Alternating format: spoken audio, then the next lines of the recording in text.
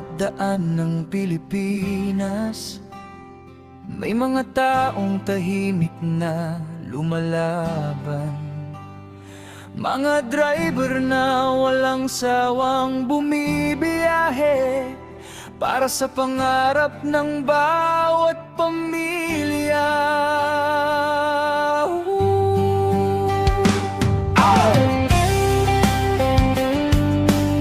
The Ryan Trucking Services.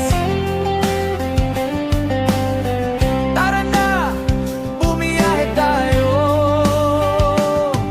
Madilim pa ang langit, gising na ang bayan. May mga ilaw ng truck na unti-unting sumisilip sa daan.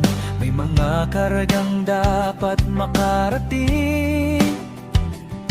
May mga negosyong naghihintay sa pagdating.